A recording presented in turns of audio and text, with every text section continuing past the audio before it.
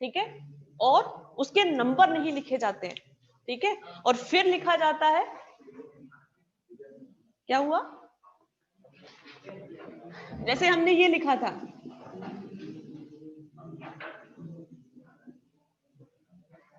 ठीक है, इसमें क्या है, साइनाइड 4 है, ठीक है, तो इसका साइनाइड, एक साइनाइड पे चार्ज कितना होता है, -1 का, ठीक है, तो 4 पे कितना होगा, -4, ये +2, टोटल इसका चार्ज कोऑर्डिनेशन स्फीयर का, उपसहसंयोजक वृत्त बोलते हैं इसको, इस उपसहसंयोजक वृत्त का चार्ज होता है -2, तो इसके साथ में हमने जोड़ा 2 पोटेशियम, तो जब भी इसका नाम लिखेंगे हम सबसे पहले जो पॉजिटिव चार्ज वाली स्पीसीज है उसका नाम लिखते हैं, तो सबसे पहले क्या आएगा, पोटेशियम,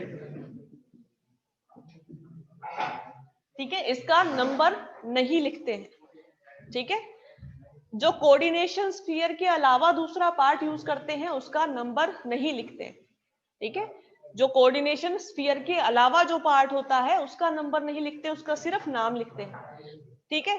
अब क्या है, इस कोऑर्डिनेशन स्फीयर का नाम लिखना है, तो इसके लिए हम सबसे पहले क्या लिखते हैं, लिगेंड्स के नाम लिखते हैं, ये जो है ये हमारे क्या है, लिगेंड्स है।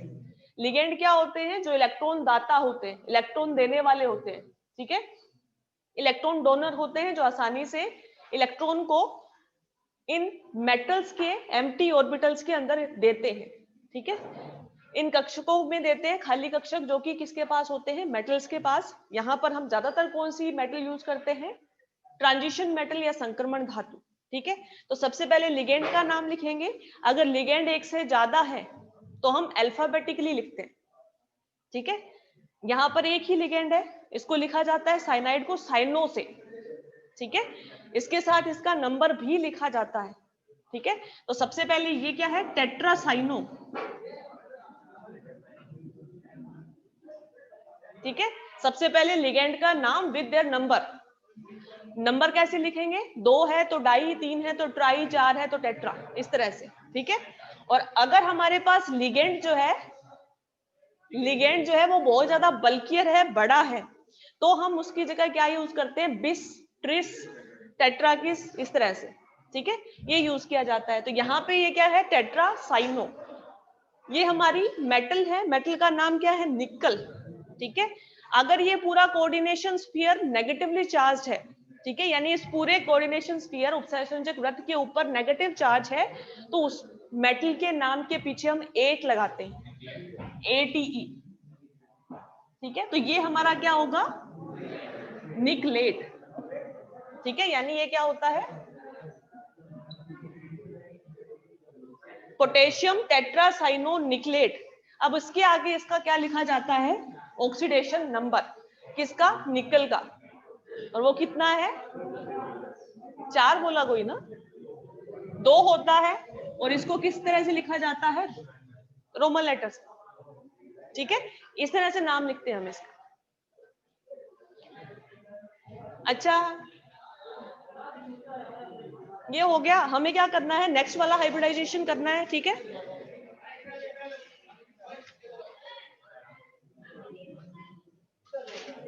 अच्छा, इसमें संकरण कौन सा है,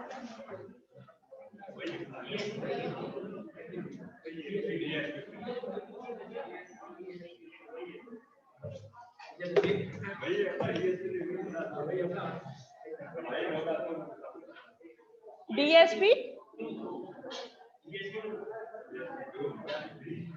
4 ही बॉन्ड बना रहा है ना ये, तो DSP 2 है ना, DSP 3 नहीं है। DSP 3 कब होता है, जब यहाँ पे साइनाइड क्या होते हैं, 5 होते, ठीक है, इसमें इसका शेप कैसा होता है,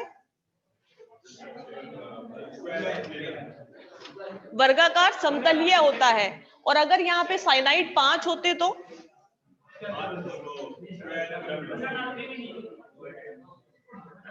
वर्गाकार पिरामिडीय, ठीक है, स्क्वायर पिरामिडल होता है, ठीक है। नेक्स्ट हाइब्रिडाइजेशन लिखो, sp3d2,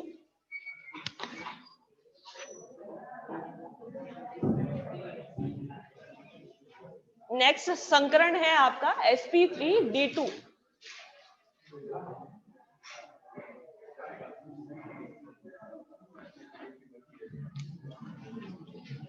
अच्छा, जो नए आए हैं बच्चे उनके लिए संकरण ही चल रहा है, संकरण के नियम आपने सुन लिए हैं अभी, कि संकरण के नियम क्या होते हैं, संकरण क्या होता है।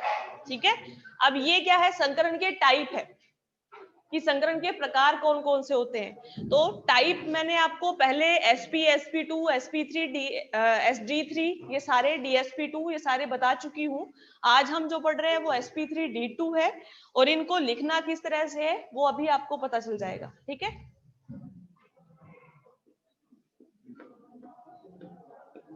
ठीक है, sp3d2 है तो इसके अंदर सबसे पहली लाइन कौन सी लिखोगे, एक s 3 p और 2 d ऑर्बिटल पार्टिसिपेट करके कितने संकरित कक्षक बनाएंगे, 6 नए संकरित कक्षक बनाते हैं जो कि समान ऊर्जा और समान आकृति के होते हैं। पहली लाइन ये लिखो, एक s 3 p 2 d कक्षक आपस में मिलकर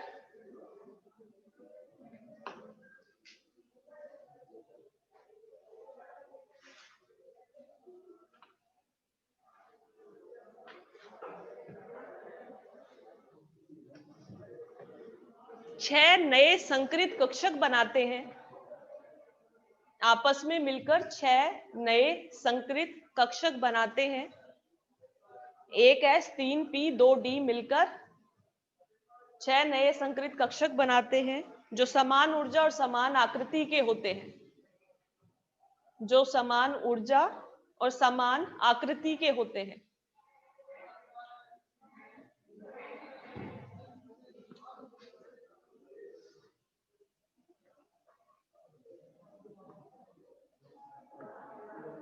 ठीक है, उसके बाद में आपको सारे हाइब्रिडाइजेशन के अंदर ये सेम लाइन लिखनी है।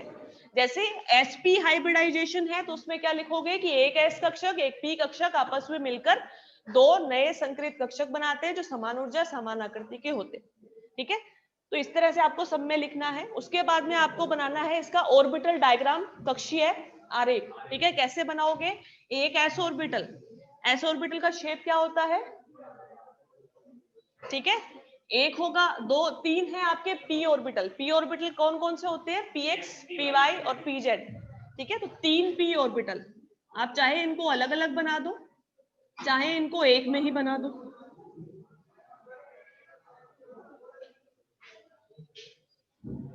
ठीक है, 3 p ऑर्बिटल और 2 d ऑर्बिटल, ऐसे ऐसे नहीं, सारे अपना रफ पेज निकालो और सारे d ऑर्बिटल बनाओ। dxy कैसे बनाते हैं, yz कैसे बनाते हैं, xz कैसे बनाते हैं, x² - y² कैसे बनता है और z² कैसे बनता है। ठीक है, सारे d ऑर्बिटल बनाओ। d ऑर्बिटल्स की शेप बनानी है, d कक्षकों की आकृति। बातें नहीं करनी, जैसी भी आती है बनाओ।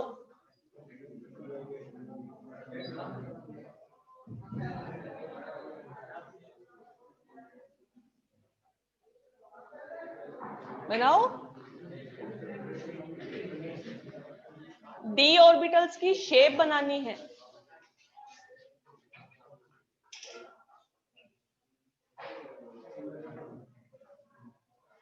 आप अलग अलग में इजी करना चाहते हो तो कोऑर्डिनेट चेंज कर सकते हो, लेकिन कोऑर्डिनेट जब चेंज करके लिखोगे तो आपको बनाने पड़ेंगे यहाँ पे। जैसे मैंने ये px py pz लिखा है तो मैंने ये बताया है कि ये x है, ये y है, ये z है। इस तरह से आपको साथ में बनाना पड़ेगा।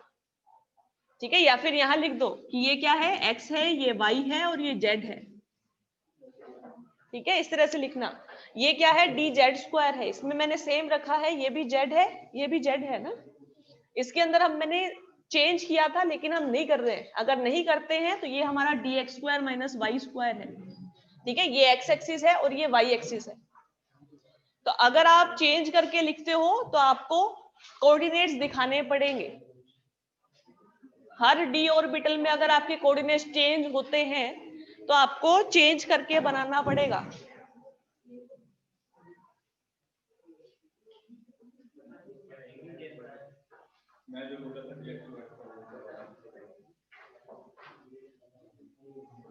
ये वाला ये है क्या, ये आपने इसको प्लेन को ऐसे ले लिया, ये x ले लिया, ये y ले लिया, तब ये ऐसा बना है। है ना। ये आपने ऐसे लिया, देख ऐसे रहे हो सामने से, तो फिर ये ऐसे दिखेगा, एक दूसरे के पीछे आगे पीछे हैं ये, इसलिए ये पता नहीं चल रहे हैं ना। बनता ऐसे ही है कि एक्सिस के ऊपर बनते हैं D X square minus Y square और डी जेड स्क्वायर, बाकी सारे एक्सिस के बीच में बनते हैं।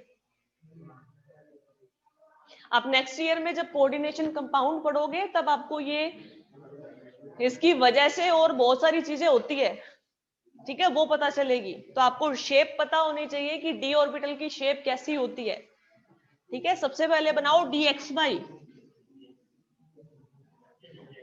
हमारा कोऑर्डिनेट्स है ये, ठीक है। एक्स वाई कैसे बनाओगे? अच्छा, D orbital single dumbbell shape होता है या डबल डंबल होता है?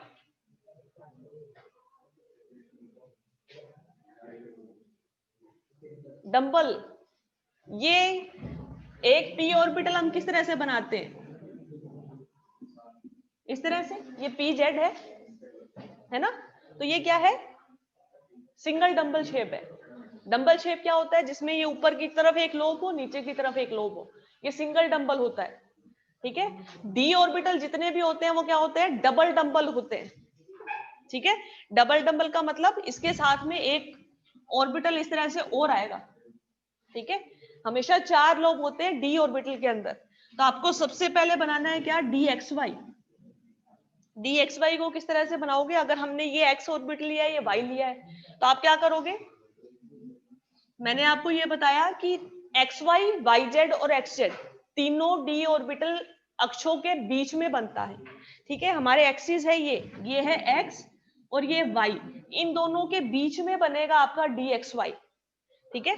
तो ये बनेगा डी एक्स वाई एक, जिसमें हमने एक जो डंबल लिया है वो कहां पे लिया है? प्लस एक्स और प्लस वाई के बीच में। और इसी तरह से दूसरा डंबल जो है वो कहां पे आएगा? माइनस एक्स और माइनस वाई के बीच में, इस तरह से, ठीक है। डबल डंबल शेप बनता है हमेशा।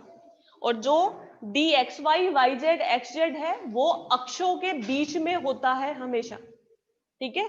और जो डी जेड स्क्वायर है वो एक अक्ष के ऊपर होता है। ये हमारा जेड एक्सिस है, तो इसके ऊपर जो दोनों डंबल है वो क्या है? एक एक्सिस के ऊपर ही है, ठीक है। तो ये हमारा जेड है, तो इस जेड के ऊपर ही ये दोनों डंबल है आपके, ये वाला और ये वाला, ठीक है। D X square minus Y square लेते हैं, तो अगर हमारे पास ये y है और ये x है, तो ये D X square minus Y square है, इस तरह से, ठीक है। अगर आपने नहीं लिखे हैं तो एक बार इसको घर से लिख के लेके आना, ठीक है। अपने आगे टॉपिक कर रहे हैं, आप घर से s ऑर्बिटल का शेप बना के लाना, p ऑर्बिटल का, px, py, pz तीनों का, और d के पांचों ऑर्बिटल का शेप बना के लाना, ठीक है।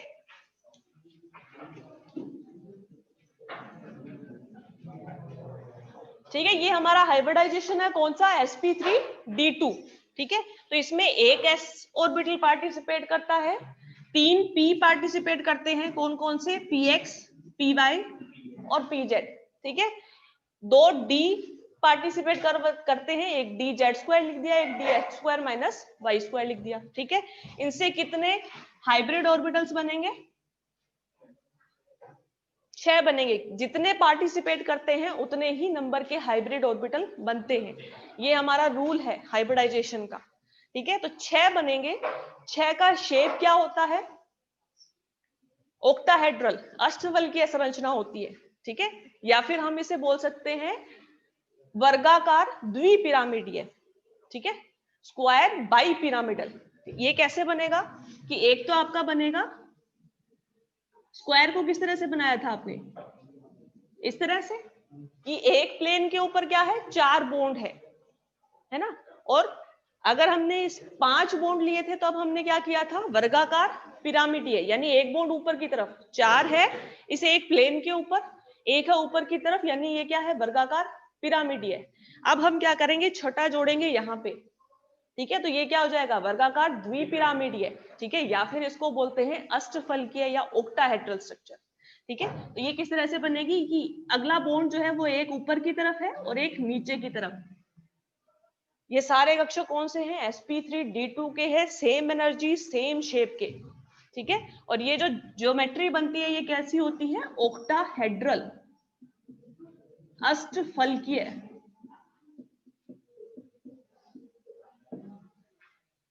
ठीक है, अष्टफलकीय संरचना होती है। तो आपको सबसे पहले यही बनाना है, लैंग्वेज लिखनी है सबसे पहले, 1 S 3 P 2 D पार्टिसिपेट करते हैं, 6 नए संक्रित कक्षक बनते हैं।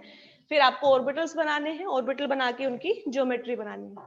ठीक है, आप इसको सिंपली इस तरह से बना सकते हैं कि बीच में कोई भी मेटल या नॉन मेटल, ठीक है, और ये बॉन्ड बनेगा इस तरह से कि 4 बॉन्ड एक प्लेन में, एक बॉन्ड ऊपर की तरफ और एक बॉन्ड नीचे की तरफ। ठीक है, ये लिख लो, बना लो इसको।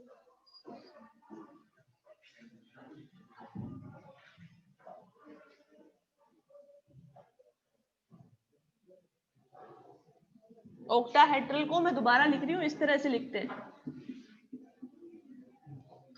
4 बॉन्ड एक प्लेन में, एक बॉन्ड ऊपर की तरफ और एक बॉन्ड नीचे की तरफ।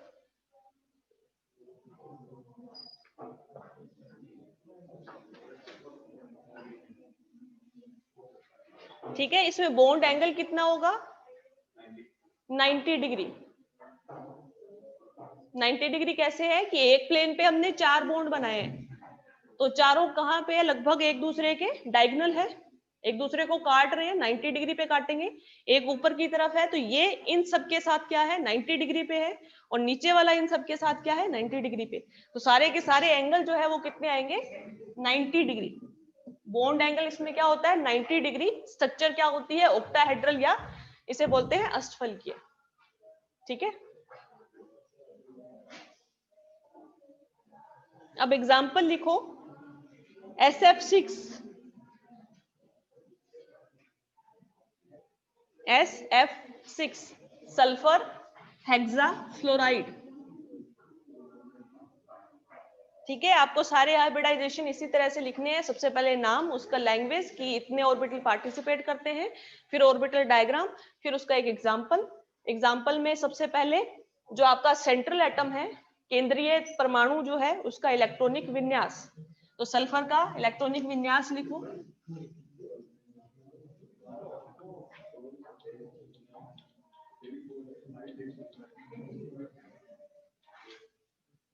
सल्फर कौन से ग्रुप में आता है, ऑक्सीजन वाले में। ठीक है, आउटर मोस्ट इलेक्ट्रॉन कौन से होते हैं, आउटर मोस्ट शेल कौन सा होता है, प्रिंसिपल क्वांटम नंबर छोड़ो। ऑक्सीजन में p ऑर्बिटल में कितने इलेक्ट्रॉन होते हैं, ऑक्सीजन का इलेक्ट्रॉनिक विन्यास क्या होता है, ये तो याद होगा।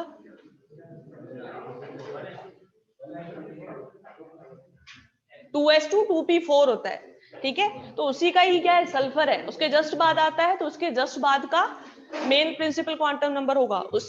इसमें क्या है, 2s2 2p4 है, तो इसमें क्या होगा, 3s2 3p4 होगा। ठीक है, आपको इस तरह से याद रखना है, 3s2 3p4 ये होगा। ठीक है, अब मैंने क्या बताया था कि आपको जब भी हाइब्रिडाइजेशन करवाना है तो या तो इलेक्ट्रॉन्स को पेयर करवाना है या फिर इलेक्ट्रॉनों को अनपेयर्ड करवाना है। ठीक है, तो आप क्या करोगे, यहाँ पे आपको बॉन्ड बनाने हैं कितने, 6 सिग्मा बॉन्ड है सल्फर के फ्लोरीन के साथ। तो हम क्या करेंगे, इसको पहले तो इसको लिखो कि ये हमारा क्या है, 3s 3p, तो इसके अंदर इलेक्ट्रॉन है 2 और इसके अंदर कितने हैं, 4। ठीक है, हमें बॉन्ड बनाने हैं 6, तो हमारे पास अनपेड इलेक्ट्रॉन कितने हैं, 2 ही है। तो हम क्या करेंगे, इन दोनों को भी अनपेड कर देंगे, इन दोनों इलेक्ट्रॉन को उत्तेजित करके नेक्स्ट एनर्जी लेवल में लेके जाएंगे। ठीक है, तो इसके हमारे पास टोटल कितने अनपेड इलेक्ट्रॉन हो जाएंगे, 6 हो जाएंगे। तो हम 6 बॉन्ड बना देंगे क्लोरीन के साथ सल्फर के। ठीक है, तो हम क्या करेंगे, 2 इलेक्ट्रॉनों को उत्तेजित करके, नेक्स्ट पहले ये इलेक्ट्रॉनिक कॉन्फ़िगरेशन लिखना, उसके बाद नेक्स्ट लाइन में लिखना, 2 इलेक्ट्रॉनों को उत्तेजित करके उच्च ऊर्जा कक्षक में लेके जाते हैं, या उच्च ऊर्जा के 3D कक्षक में लेके जाते हैं। तब इलेक्ट्रॉनिक विन्यास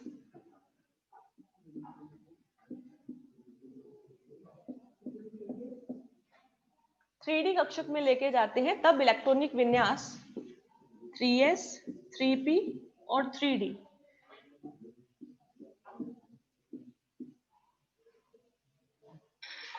हमने क्या किया, ये 2 इलेक्ट्रॉनों को उत्तेजित किया हमने 3D कक्षक के अंदर लेके गए, तो हमारा हाइब्रिडाइजेशन कौन सा होगा?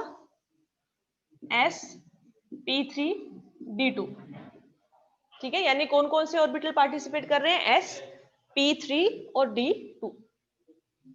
ठीक है, मैंने आपको एक चीज और बोली थी कि जहां पर हम ट्रांजिशन एलिमेंट लेते हैं, संक्रमण धातुएं लेते हैं, तो वहां पर हम इलेक्ट्रॉनों की ज्यादातर पेयरिंग करते हैं। लेकिन अगर हम ये नॉन मेटल ले रहे हैं, सल्फर ले रहे हैं, तो यहाँ पे हम इलेक्ट्रॉनों को क्या करेंगे? अनपेयर्ड करेंगे। ठीक है, ये हाइब्रिडाइजेशन कौन सा होगा? sp3d2।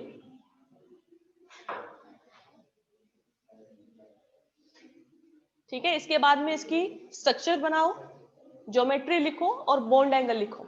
स्ट्रक्चर कैसे बनेगी? सल्फर है, 4 एक प्लेन में बॉन्ड बन रहे हैं ये,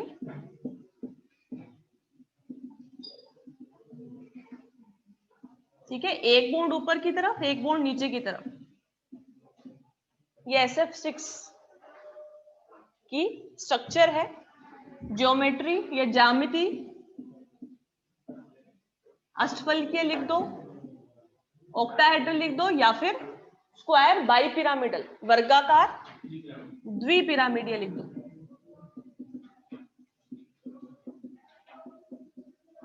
और बॉन्ड एंगल 90 डिग्री।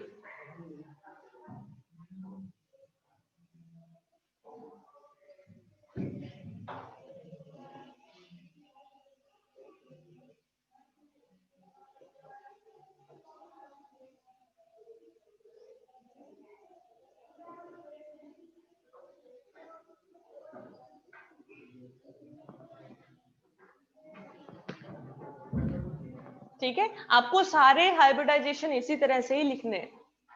ठीक है, सेम सीक्वेंस है सारे हाइब्रिडाइजेशन का। नेक्स्ट लिखो एग्जांपल IF5। क्या घर से नहीं करके लाना?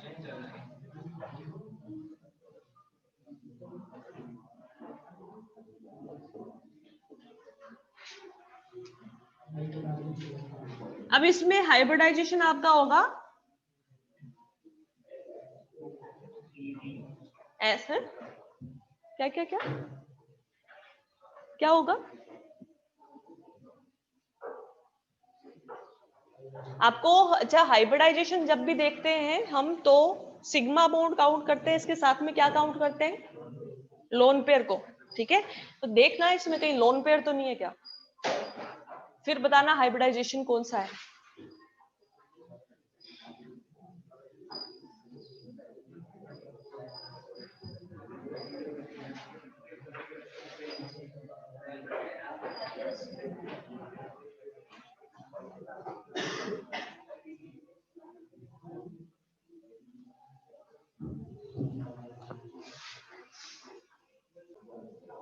IF5 में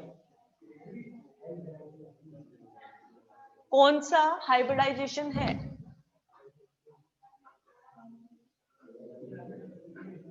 हाइब्रिडाइजेशन कौन सा है? कितने ऑर्बिटल पार्टिसिपेट करेंगे? कितने बॉन्ड है? 5 बॉन्ड है। लोन पेयर है या नहीं है? अच्छा, आयोडीन कौन से ग्रुप में आता है? हेलोजन फैमिली में। हाइड्रोजन हेलोजन फैमिली में। ठीक है, तो हेलोजन फैमिली में क्या होता है इलेक्ट्रॉनिक कॉन्फ़िगरेशन?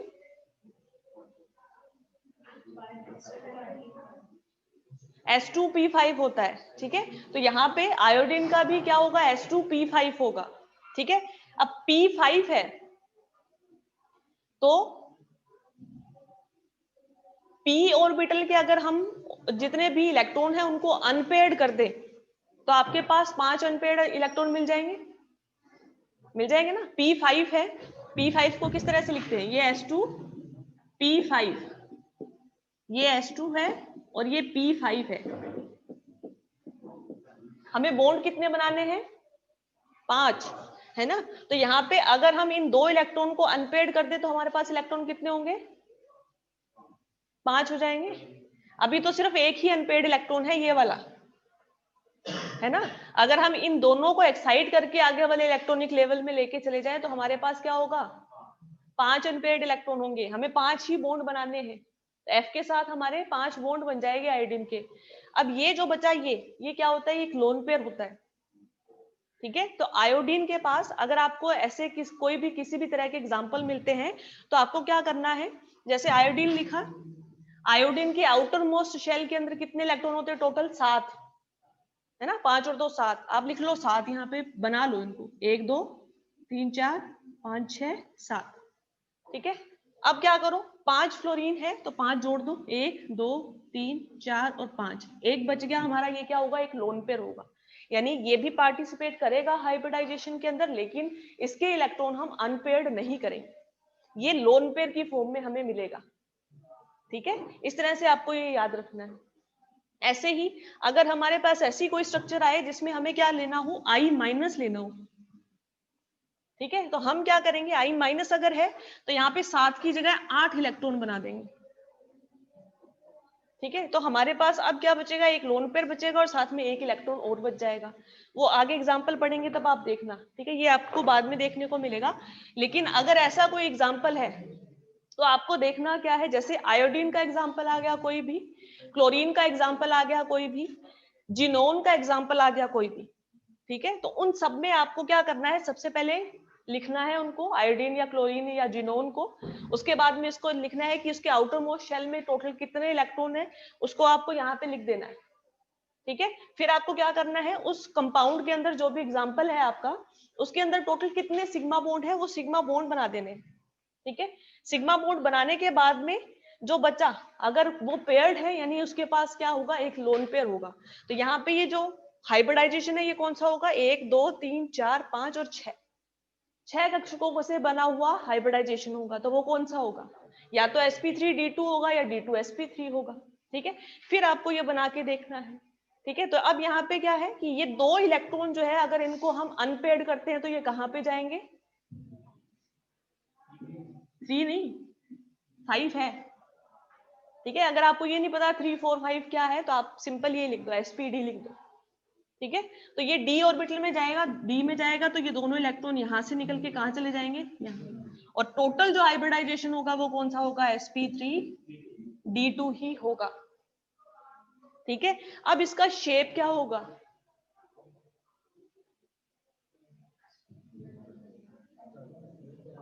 शेप क्या होगा इसका, जब हम sp3d2 हाइब्रिडाइजेशन के अंदर 6 के 6 बॉन्ड बनाते हैं तो हमारी स्ट्रक्चर क्या होती है, स्क्वायर बाई पिरामिडल। ठीक है, अब हम क्या कर रहे हैं, एक बॉन्ड हटा रहे हैं तो वो क्या हो जाएगा, स्क्वायर पिरामिडल, यानी एक बॉन्ड हमारा हट गया।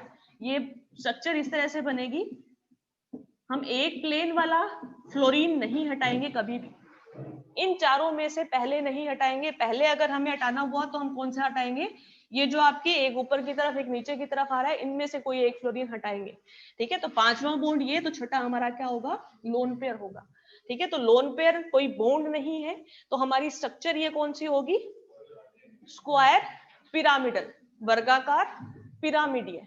ठीक है, तो अगर आपका हाइब्रिडाइजेशन जो है, जैसे हमने एग्जांपल पढ़ा था sp3 का, sp3 का एक एग्जांपल पढ़ा था CH4, इसकी स्ट्रक्चर क्या होती है, टेट्राहेड्रल या चतुष्फलकीय। ठीक है, इसी की तरह एक एग्जांपल हमने इसी का लिया था अमोनिया, इसकी स्ट्रक्चर क्या होती है,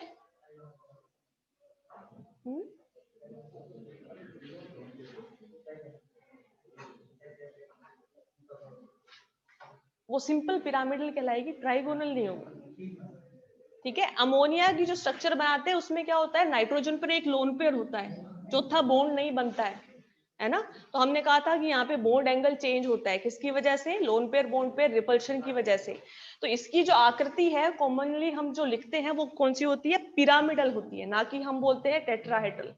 ठीक है, या तो उसे बोलेंगे विकृत टेट्राहेड्रल, ठीक है, या फिर अगर पर्टिकुलरली लिखना है तो उसे क्या बोलेंगे हम, पिरामिडल। ठीक है। अमोनिया की जो स्ट्रक्चर होती है वो कौन सी होती है, पिरामिडल होती है। इसी तरह अगर हमने इसी का एग्जांपल लिया H2O, H2O में भी sp3 हाइब्रिडाइजेशन होता है, लेकिन इसका शेप क्या होता है, एंगुलर, एंगुलर बोला जाता है उसको, वी शेप बोलो, वी शेप ज्यादा करेक्ट नहीं है, एंगुलर ज्यादा करेक्ट है। कोणीय, कोणीय संरचना होती है इसकी। क्यों?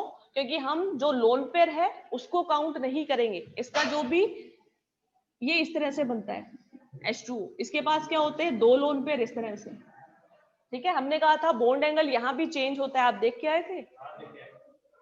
ठीक है, बॉन्ड एंगल यहाँ भी चेंज होता है, किसकी वजह से, लोन पेयर रिपल्शन की वजह से। ठीक है, लेकिन ये जो शेप बनती है ये कौन सी होती है, कोणीय होती है।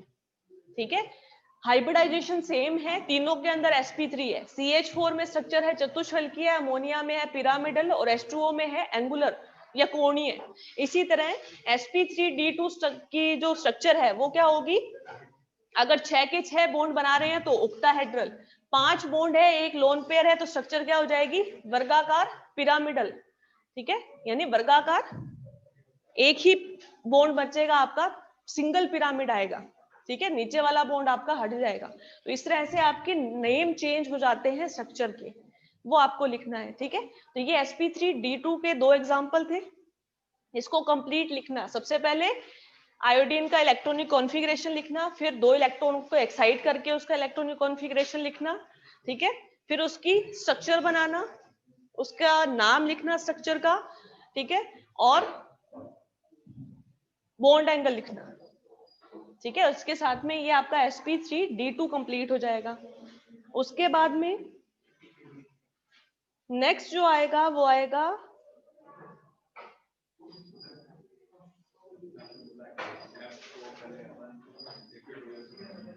हाँ XeF4, दूसरा जो निकलेगा ना, दो अगर निकलते हैं तो फिर हम ये निकालेंगे, तो आपका स्ट्रक्चर बनेगा कौन सा, पाईएससीसो। ठीक है, एक अगर निकालना है तो हम कौन सा निकालते हैं, हमेशा इक्वेटोरियल पोजीशन का निकालते हैं। ठीक है, ये अपने आगे जैसे जैसे एग्जांपल करते जाएंगे वैसे वैसे समझते जाएंगे। ठीक है, इनको लिख लेना। नेक्स्ट एक एग्जांपल और लिख लो, XeF4, जिनोन टेट्रा फ्लोराइड, ये घर से करके लाना। ठीक है, बुक है, गूगल है, जिनोन का इलेक्ट्रॉनिक कॉन्फ़िगरेशन सर्च करना, हाइब्रिडाइजेशन कौन सा होगा, जिनोन जो है वो इनर्ट गैस है। ठीक है, उसका ऑक्टेट कंप्लीट होता है, यानी जिनोन के आउटर मोस्ट शेल के अंदर टोटल कितने इलेक्ट्रॉन होंगे, 8 होंगे। ठीक है, तो हम बनाना, अगर सिंपल देखना है कि हाइब्रिडाइजेशन कौन सा है तो क्या करेंगे, 8 इलेक्ट्रॉन बना दो। ठीक है, फिर क्या करेंगे, 4 फ्लोरीन जोड़नी है उसके ऊपर, 1 2 3 और 4, बचे 2 लोन पेयर। तो टोटल 1 2 3 4 5 और 6 ऑर्बिटल पार्टिसिपेट कर रहे हैं। तो हमारा हाइब्रिडाइजेशन कौन सा होगा, sp3d2, 6। ठीक है, तो sp3d2 होगा इसके अंदर भी, लेकिन इसका शेप चेंज हो जाएगी, वो आप करके लाना। ठीक है,